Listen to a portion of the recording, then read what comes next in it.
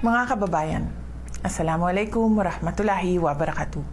Madayaw mayong adlaw kaninyong tanan. Magandang araw sa inyo lahat. Isang mapagpalang araw sa ating kabataang Pilipino.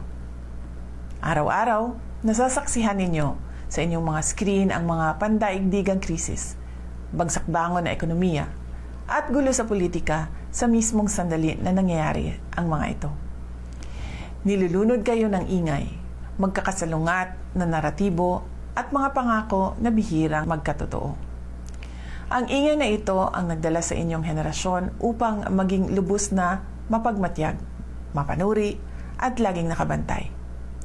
Ngayong International Youth Day, kinikilala natin ang temang Different Contexts, Common Aspirations.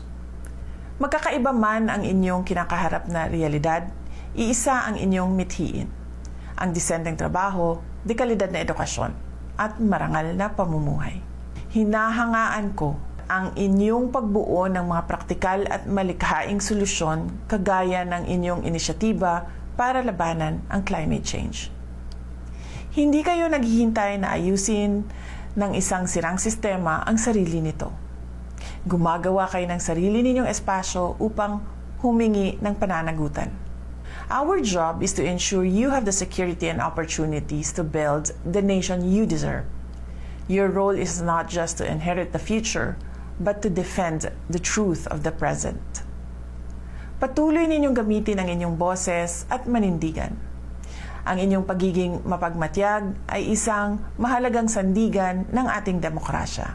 Sa ating mga kabataan, mga kababayan, mahalin natin ang Pilipinas. Ibalik natin ang tapang at malasakit. Ang lahat ng ating ginagawa ay para sa Diyos, sa bayan, at sa bawat pamilyang Pilipino. Syukran.